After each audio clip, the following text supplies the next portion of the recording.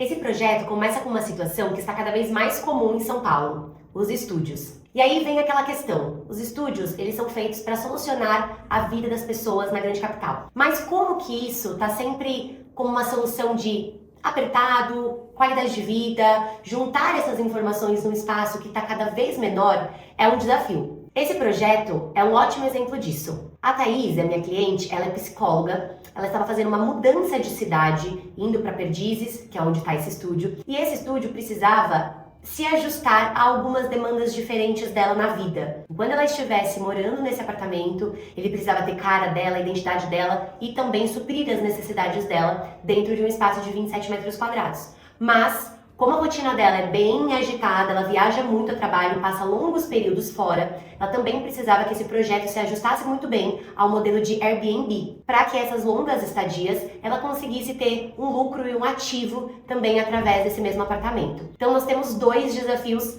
bem opostos. Uma cliente que quer mudar e ter as coisas dela físicas presentes nesse espaço, mas ao mesmo tempo uma moradia provisória para quem estivesse locando como Airbnb. Para quem ainda não me conhece, eu sou a Bruna Bittencourt, sou arquiteta, e hoje nós vamos falar sobre esse estúdio de 27 metros quadrados que ficou excelente para a Thaís e maravilhoso para o Airbnb. Então o desafio desse projeto foi exatamente isso, unir um projeto que chamasse atenção suficiente para conquistar o Airbnb, mas também que trouxesse conforto e identidade para a minha cliente que vai morar.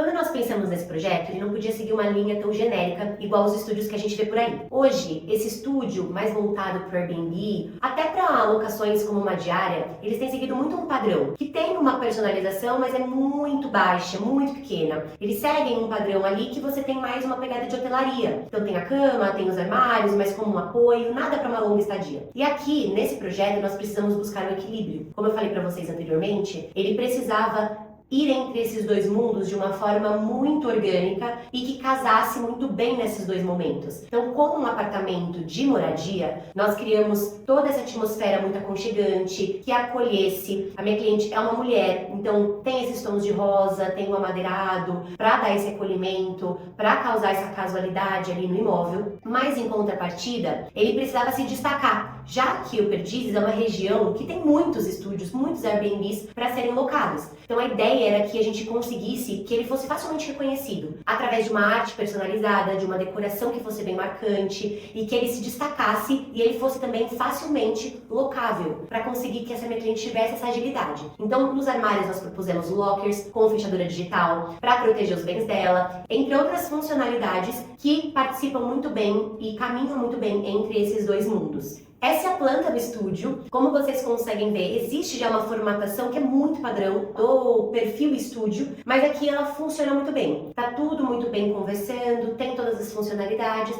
e é um espaço que ficou muito confortável pelos 27 metros quadrados que tem. Um detalhe também, nós removemos a porta-balcão e fizemos uma integração. Além disso, nós buscamos que ele fosse um espaço confortável, através de uma boa circulação. Nós não tentamos espremer nada para caber nada que fosse além do esperado no espaço. Então essa é a entrada do estúdio, nós criamos uma personalidade marcante ali através de cores, de pinturas e conseguiu que fosse bem harmônico. Então é um espaço impactante para quem está alugando um Airbnb, por exemplo. Uma outra questão muito importante quando nós estamos falando de espaços pequenos é uma marcenaria muito bem planejada. Ela precisa acontecer, precisa ser bem planejada e precisa existir um investimento nessa questão, porque é ela quem transforma um espaço que teria pouca funcionalidade em um espaço multifuncional. Falando em multifuncional, esse projeto, além desses dois desafios, ainda contam com a minha cliente, que é psicóloga. Então, nós pensamos nessa marcenaria que vocês estão vendo, existe uma bancada de trabalho. Essa bancada de trabalho, ela precisava atender a minha cliente em algumas determinadas questões. Minha cliente, como eu falei para vocês, é psicóloga e ela não podia que o ambiente impactasse nos atendimentos dela online. Precisava que tivessem fundos diferentes, que também conseguissem ocasionar emoções diferentes, dependendo do paciente que ela tivesse em atendimento e até emoção alguma. Então o que nós pensamos aqui foi uma bancada que fecha e abre, para que nós tenhamos essa volatilidade no espaço. Mesmo sendo um estúdio, algumas intervenções são interessantes para dar uma ampliada no espaço. E uma delas é a remoção da porta-balcão. Nós tiramos a porta-balcão para ganhar 70 centímetros de varanda. Tudo bem, parece pouco significativo, mas ela traz uma questão de amplitude, não teria usabilidade uma varanda tão pequenininha do lado de fora e também duas portas, dois vidros que ocasionariam um clausuramento. Então nós tiramos a porta-balcão e jogamos o fechamento de sacada lá fora. Para também auxiliar a melhor performance em moradia, nós colocamos as cortinas blackout. A potência também de termos mudado a porta-balcão foi porque eles entregaram senhas venezianas. Então, o quarto, 5 da manhã, 6 da manhã, enfim, já teria claridade entrando. Então, precisaria de cortina blackout de qualquer forma. Então, nós conseguimos aliar ampliação de espaço com funcionalidade através dessa remoção e da instalação das cortinas. Outro detalhe importante é a cama suspensa. Além dela ter essa funcionalidade e trazer essa leveza, ela ajuda na limpeza, na manutenção e também dá essa sensação de falta de barreiras de quebra de espaço, causando um ambiente único. Uma preocupação constante que aconteceu nesse projeto foi que ele não parecesse um cenário lúdico ou alguma coisa que não criasse uma realidade compatível com a vivência do dia a dia. Então aqui, a nossa preocupação foi trabalhar, sim, um espaço que fosse acolhedor, que envolvesse quem estivesse ali morando ou hospedado, enfim, mas que também trouxesse pontos de destaque bem pensados no projeto. Um desses pontos é o muxarabi. O muxarabi, ele funciona ali atrás da cama de uma forma a alongar o espaço, mas também de trazer um destaque, uma personalidade. Ele também funciona como fundo quando a minha cliente estiver num procedimento de atendimento que precisa promover uma energia um pouco mais elevada, que foi algo que ela me pediu. Então ele une essas duas funções muito bem. Os adornos, a obra, tudo que foi pensado aqui foi para trazer esse equilíbrio, não foi para exagerar em nada. Foi para deixar realmente o momento ali da estadia de forma bem equilibrada e que unisse bastante funções. Tudo que foi usado nesse espaço também foi para trazer esse resultado final. Então, uma iluminação um pouco mais quente, paredes bem compostas, por conta de uma funcionalidade também. Então, nós trabalhamos com armários superiores em cima da cama, para conseguir atender quem estivesse no momento de Airbnb. Ali seriam os armários disponíveis. Então, foi tudo muito bem setorizado para que nós conseguíssemos ter o resultado final esperado e até, com certeza, além para com as expectativas da cliente.